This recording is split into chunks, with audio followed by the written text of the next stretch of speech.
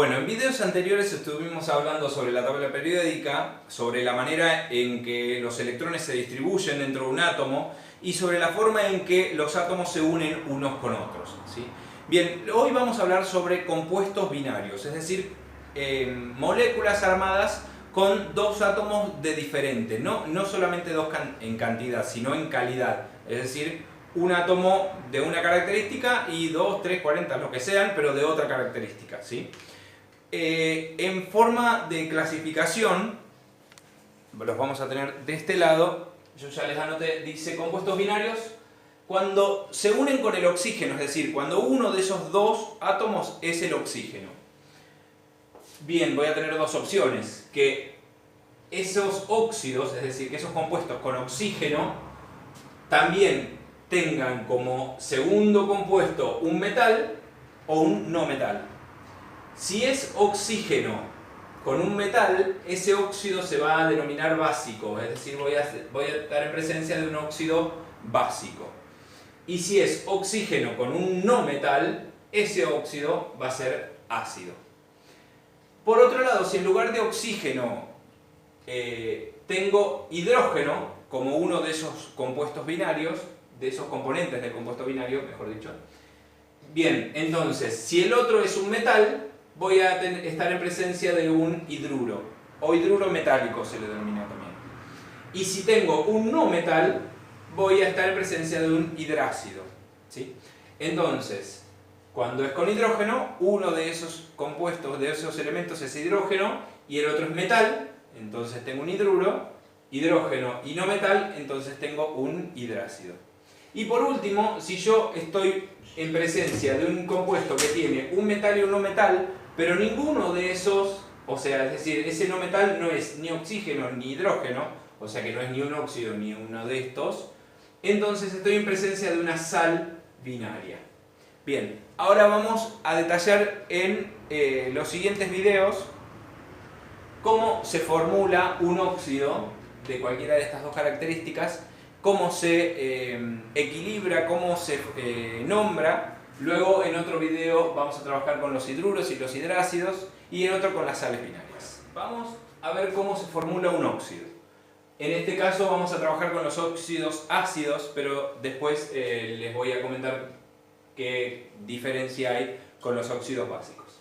Un óxido ácido entonces se formula con un elemento no metálico más el oxígeno. Sabemos que el oxígeno es un no metal, ¿sí? Pero nosotros no tenemos en cuenta a él, sino al resto de los no metales uniéndose con él, ¿sí? Entonces tenemos un óxido cuando uno de esos dos compuestos es el oxígeno. Pero no lo vamos a representar como en el video de las uniones químicas con electrones que van y vienen y se enlazan y demás. Si bien se refiere a lo mismo, esta es otra manera de describirlo, se llama formuleo químico, trabaja con fórmulas, ¿sí? Entonces, uno de esos elementos va a ser un no metal, por ejemplo, el cloro, ya que trabajamos hoy con cloro. Y el otro elemento va a ser el oxígeno, ¿sí? Bien, estos se escriben separados con un signo más, es decir, que yo voy a hacer reaccionar al cloro con el oxígeno, ¿sí? Acá nunca pongan un igual, porque lo que va a ocurrir acá no es que yo estoy sumando y voy a obtener una cuenta como en la matemática. Lo que va acá siempre es una flecha, y esa flecha significa reacción, es decir, que yo estoy explicando que estos compuestos que están atrás de la flecha, que vamos a denominar reactivos, ambos, el cloro y el oxígeno, reaccionan, como dice la flecha, para dar lugar a uno o más productos. Bien, esto es entonces una formulación de óxido en este caso. Ok, lo primero que yo tengo que mirar cuando yo pongo el símbolo de elemento más oxígeno y la flecha. Lo primero que debo observar es si alguno de estos dos, o los dos, o ninguno, se encuentra en estado gaseoso. Y refresquemos un poco la memoria, eso lo podemos ver, como dice acá arriba, porque el símbolo del elemento debería estar de color verde, ¿sí? Son pocos los gases en estado natural. El hidrógeno, nitrógeno, oxígeno, flúor y cloro. Esos 5 son gases. En esos casos, en esos 5 casos, debajo del elemento, como en el caso del oxígeno, vamos a colocar un subíndice 2. Este 2, que estaría indicándome que el oxígeno es diatómico, lo que significa es que es diatómico, justamente la palabra lo dice, que viene de a 2 átomos, viene en pares, no puede venir solo. El oxígeno ya viene enganchado a otro oxígeno, después esa molécula se rompe y genera otra, pero viene en conjuntos de a 2. Y en este caso el cloro está dentro de los que vimos que también se encontraba en estado gaseoso, ¿sí? Así que recuerden, son esos 5, y como única, absolutamente única excepción, el bromo, aunque si lo vemos está en estado líquido. Me van a decir, sí, pero tengo otros líquidos, el mercurio, el galio, no importa. Solamente el bromo, como única excepción, se incluye a los gases y se le coloca un 2 debajo, ¿sí? Bien, entonces, arranco, escribo el símbolo del elemento, me fijo si llevo un 2 abajo o no, más oxígeno, bueno, el oxígeno siempre va a estar y por lo tanto siempre va a tener este 2. Flecha que indica la reacción. Bien, para continuar, para poder hacer la reacción química desarrollada acá, yo necesito saber con qué valencia o con qué estado de oxidación está actuando el cloro. Bien, eso lo puedo ver acá en la tabla periódica del lado de adelante o lo puedo ver del lado de atrás. Adentro voy a encontrar el estado de oxidación, que si bien no es lo mismo que la valencia, se relaciona íntimamente con ella.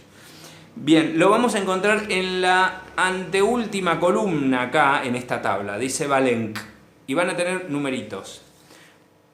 Si ustedes se fijan, algunos tienen un solo número, por ejemplo el actinio, que es el primero, dice 3, en otros casos, como el arsénico, tiene 2 números. En ese caso dice 3,5, no es 3,5, es 3 o 5.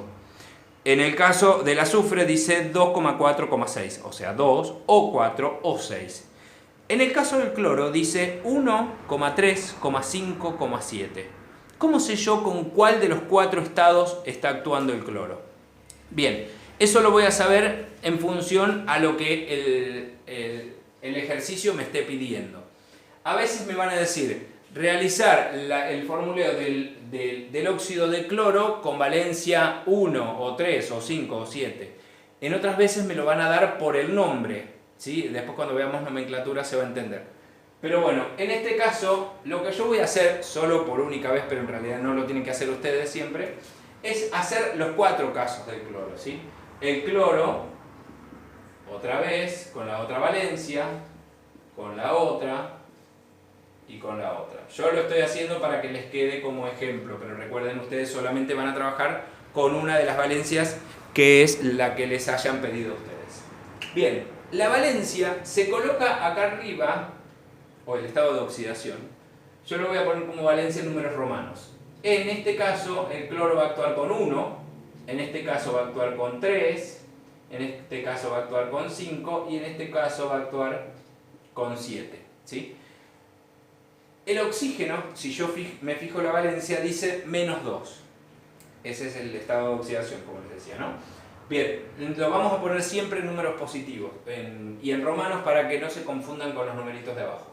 Ok, el oxígeno con 2.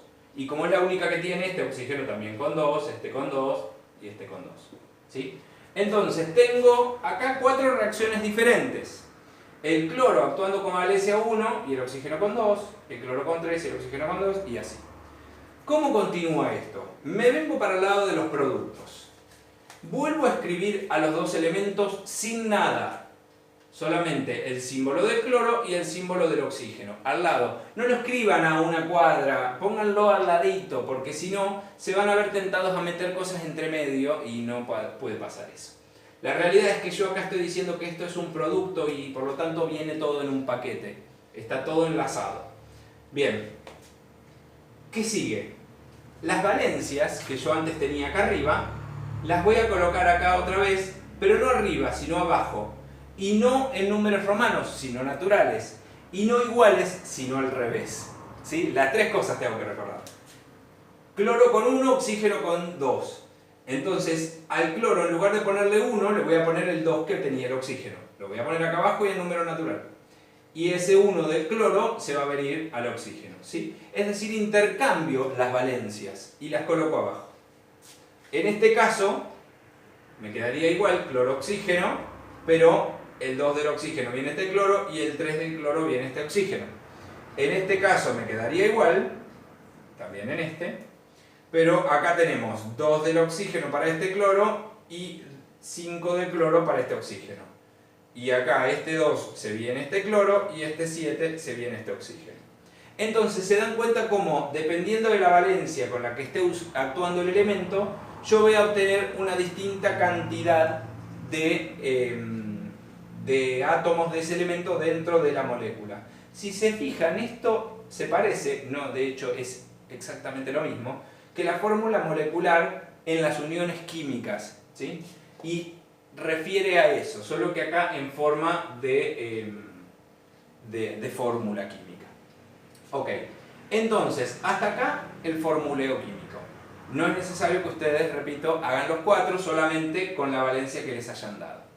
Lo que sigue ahora es el equilibrio, es decir, la igualación. Para eso tengo que considerar la ley de conservación o principio de conservación de la masa de Le Chatelier. Le Chatelier me dice que si yo pongo 1 kilo de esto y 2 kilos de esto, lo que obtenga al final va a tener que pesar 3 kilos, porque la masa no se crea ni se destruye, ¿sí? O sea, la masa tiene que conservarse, se conserva la cantidad total.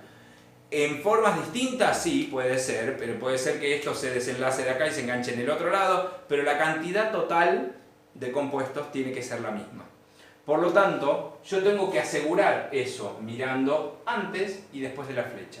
Antes de la reacción y después de la reacción. Y eso es lo que vamos a ver en el siguiente video